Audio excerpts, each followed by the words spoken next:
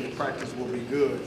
They're looking around, and outside of Danny and outside of Jericho and probably Cam Hayes, nobody knows who's going to start. And that's a big thing for today's kids. They want to hear their name called. And so our competition is really, really fierce in practice. They fight for those two spots. Yeah, but the other three ain't safe. But I don't see it.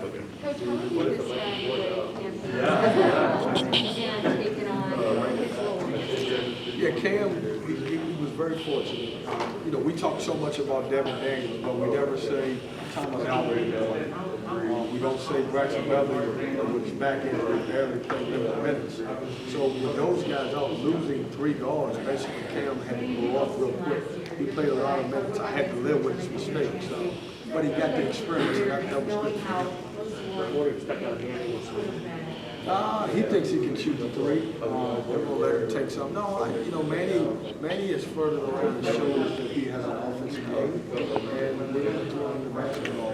He gives a dimension that we didn't have. DJ Funnyberg could score, but we didn't. When outside of DJ, we didn't have anybody that could score inside. And Manny gives a different dimension out of that.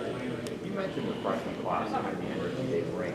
With some of the, I guess, disruptions is the word, with some of your recruiting classes of guys you were expecting and didn't get here. Is this the first chance you've had to really bring in a freshman class where you have enough numbers and talent to basically say, these guys want to take your jobs? Yeah, Luke, it's actually a question. I'm looking back at it. This may have been our biggest class of 3 that actually made it to campus. But they play with pride. 2 of those guys are from the state of North Carolina. 2 of those guys didn't get what they deserved in rankings at times.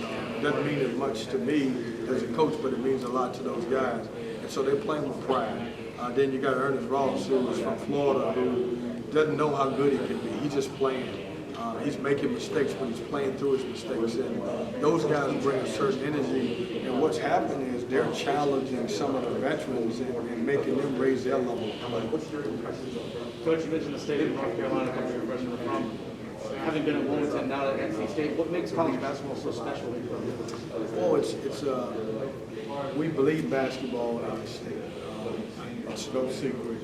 And it's not just, it goes back to their great high school coaches, their great prep coaches, their great AAU coaches, and there's great Division III, Division II, and Division I coaches. And I think when you get a collective group that all is willing to work with guys to help them get better, and I think that's what happens with the state. And it's passionate. It doesn't hurt that we've got 4 ACC schools in the state, but really it's a tremendous basketball state. You said you missed being in front of us. How much on a real serious note, how much did you miss live evaluation and being in gyms and actually seeing kids play in person? It was taken away during the COVID years. Jonas, I got tired of Zooms. Wi-Fi in some places didn't work. I learned you learn so much about your house. Where you can sit at your house through Zoom. We don't even think about that. I had areas in my house I was so frustrated. I was like, man, what is going on? Hey, Coach And so I learned so much, and so I do miss the interaction. But for me, I'm a people person. Some people didn't like that. Some people was okay with Zoom. Set up that. We're recruiting. I want to be able to see guys. It's hard to tell how good a guy is by watching him on tape. So I wanted to make sure that guys fit what we're looking for. Coach, one of the teams you guys didn't play because of COVID last year was Virginia Tech. Now you've probably known Mike Young for a pretty long time.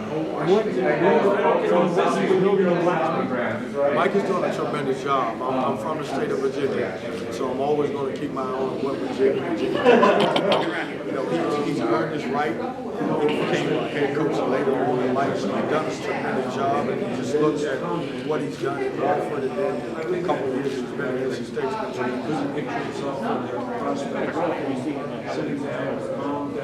He's my tight end.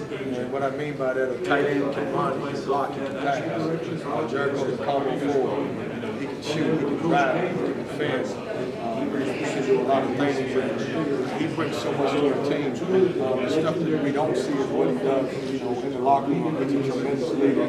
he's been through the fire on NC State, and he understands what we're about. He's an extension of me on the court. I know the other question was every time it comes, where they at right now, how they. Yes, Seabron has become a really good basketball player for us. He's also a guy who's added some bulk. His mom, he's athletic, probably our most athletic guy on the team. He's a great offensive rebounder. He can put the ball in his hand at the time. And then the two bigs who didn't play a lot, both of those guys have gotten a lot better. Both of them have confidence. One or both of those guys will play a lot of matches this year. How important